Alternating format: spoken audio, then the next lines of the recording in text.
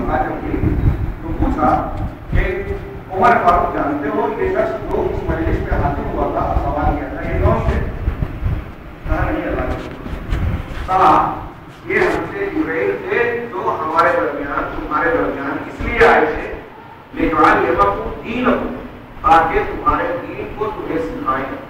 اللہ کی طرف سے رسول اللہ صلی اللہ علیہ وسلم کے جناب میں حاضر ہوئے تاکہ صحابہ کرام کو اس سوال و جواب کے ذریعے سے دین معلوم.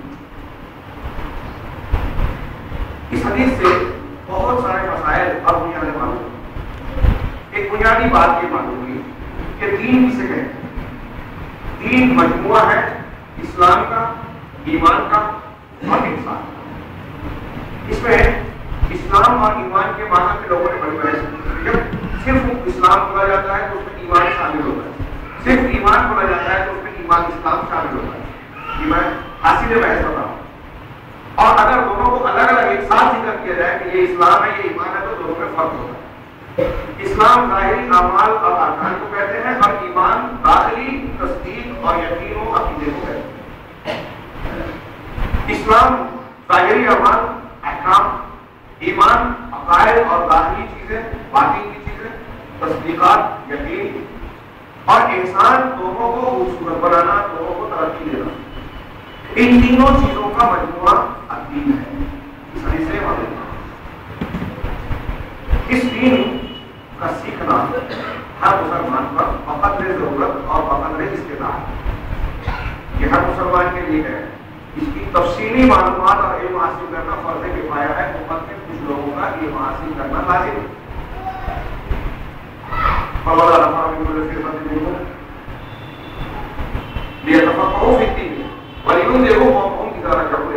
قرآن کی سورۃ توبہ کی آیت سے معلوم ہوتا ہے اللہ نے فرمایا کہ ایسا کیوں نہیں ہوتا کہ ہر قوم سے ایک طائفہ ایک چھوٹی جماعت نکلے، سفر کرے اور دین میں فقہا کو فہم حاصل کرے اور لوٹنے کے بعد اپنی قوم کو ڈرائے. یعنی پوری قوم سے کچھ لوگوں کا عالم دین بننا لازم تو تفصیلی علم حاصل کرے. لیکن آپ نے وہ حدیث جو سنی طلب العلم فریضۃ علی کل مسلم کہ علم کا حصول، علم کا طلب کرنا حاصل کرنا ہر مسلمان پر فرض ہے.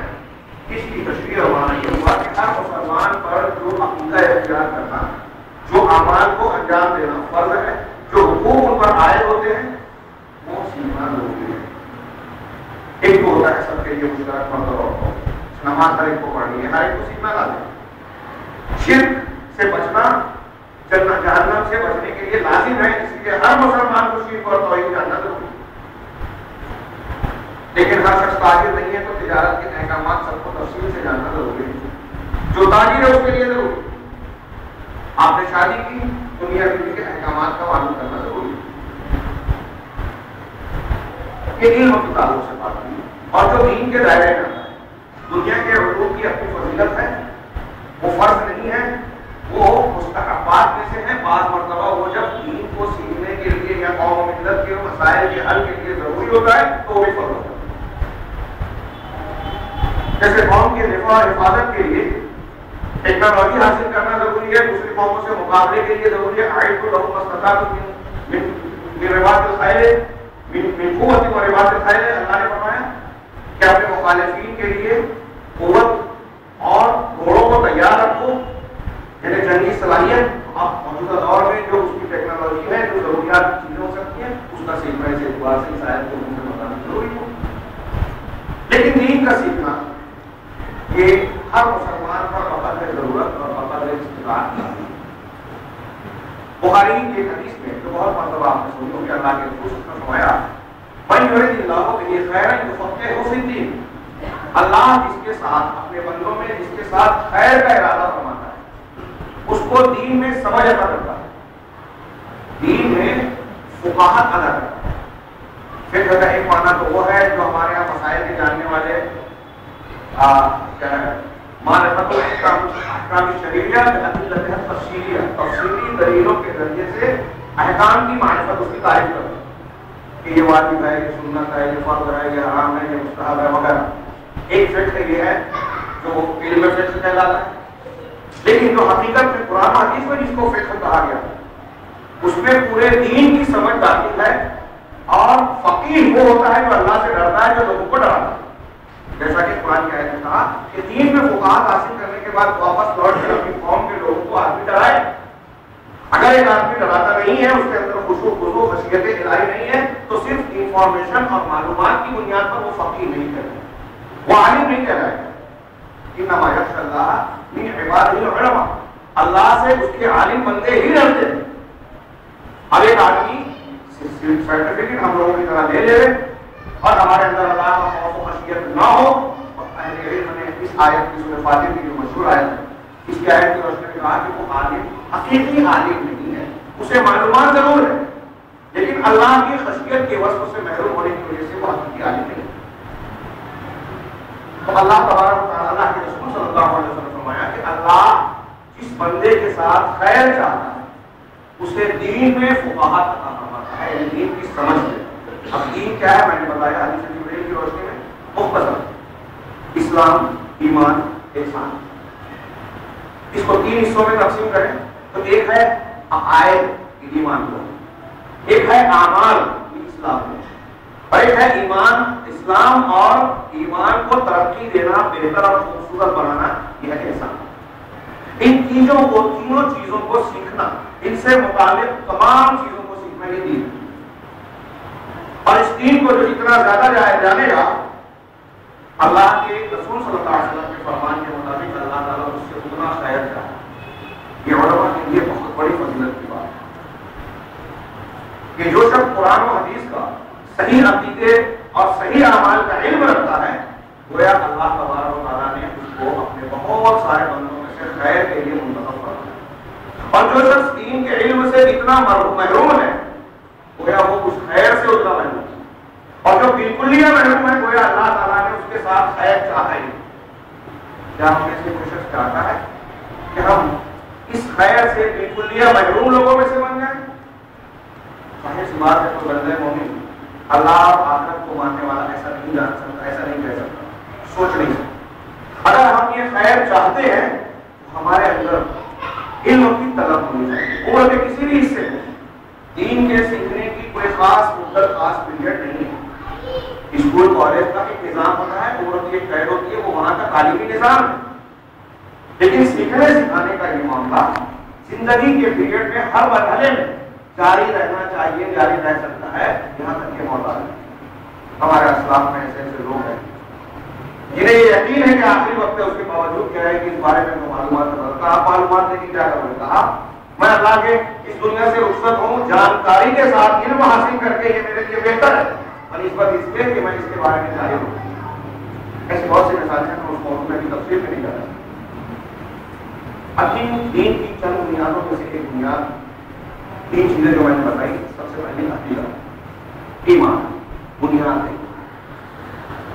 میں چاہتا تھا کہ اس کے متعلق شروع کروں, حالانکہ ہفتوں درکار ہے اس کی تفصیلات کے لیے, جو کہ دین کی بنیاد. عقیدہ اگر یہ درست نہیں ہے تو قرآن اور حدیث کی بہت سی دلیلیں بتاتے ہیں کہ آپ کے اعمال بھی تو ہو جائیں. الذین آمنوا ولم یلبسوا ایمانهم بظلم اولئک لهم الامن. جو لوگ ایمان لائے اور اپنے ایمان کے ساتھ ظلم کی آمیزش نہیں کی, ظلم شرک, جیسا کہ بخاری کی حدیث میں تشریح اللہ کے رسول کہ اپنے ایمان میں ظلم کی یعنی شرک کی ملاوٹ نہیں کی, آمیزش نہیں کی, اولئک لهم الامن, ان کے لیے امن ہے, یعنی اللہ کے عذاب سے یہ بچے. اور اگر عام کرے تو دنیا کے مسائل سے یہ بچے.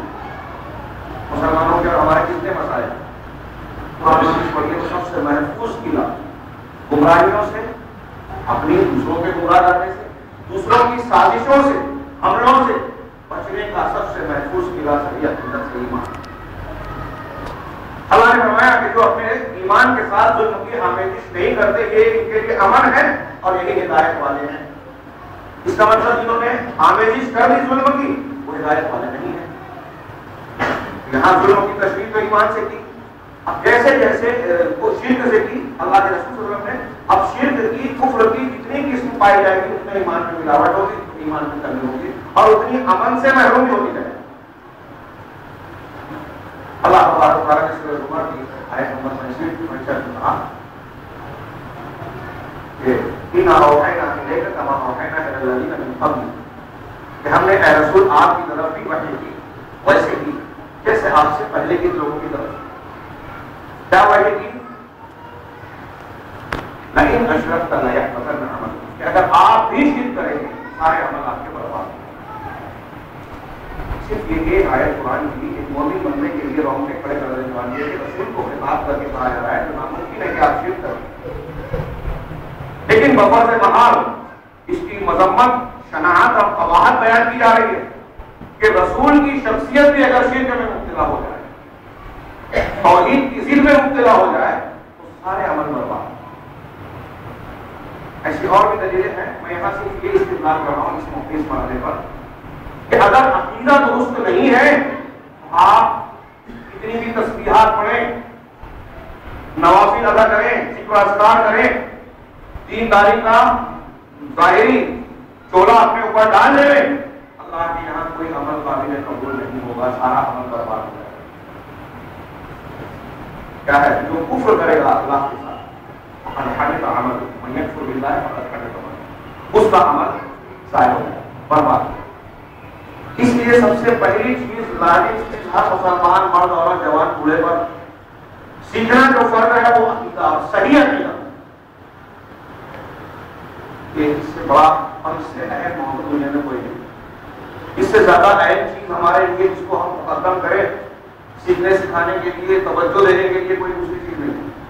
اور یہ صحیح عقیدہ یہ جو ہم واقعات پڑھتے ہیں، انبیاء کرام کی قوموں سے لڑ گئے، صحابہ کرام جو مختلف قسم کی آزمائشوں سے گزرے، ان پر ظلم و ستم کے پہاڑ توڑے گئے، لیکن وہ اپنے موقف سے بار برابر بھی پیچھے نہیں ہٹے، تو یہ حفاظت کی تھی اپنے ایمان اور عقیدے کی، اس لیے کہ وہ عقیدے کی قیمت سمجھتے تھے، سب کچھ قربان کیا، عقیدہ بتایا۔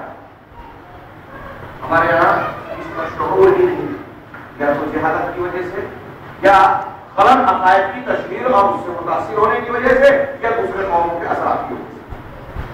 ایسے اسباب و عناصر ہیں جس کی بنیاد پر قرآن حدیث کی اس بنیاد سے ہم غافل ہیں، بے حسی کا شکار ہیں، اور ہم اور ہمارے گھروں میں بہت سارے ایسے معاملات عقائد اور عقیدے کے رائج ہیں، ہم نے اختیار کر رکھے ہیں جو قرآن حدیث کی بالکل برعکس ہیں، جو ہمارے اعمال کو ضائع کر دینے والے ہیں، اللہ کی رحمت سے ہمیں محروم کر دینے والے ہیں، دنیا اور آخرت میں بربادی کا پیغام ہے۔ عقیدہ کہتے کسے ہیں؟ عقیدہ کا لفظ عقل سے بنا ہے، اس کے معنی ہوتا ہے شد والربط والایقان والاحکام، باندھنا، مضبوط بنانا۔ ایقاف اور احکام کا معنی ہوتا ہے پختہ بنانا، وثیق، وثیقہ کہتے ہیں جو اسی لفظ سے، مضبوط اور مستحکم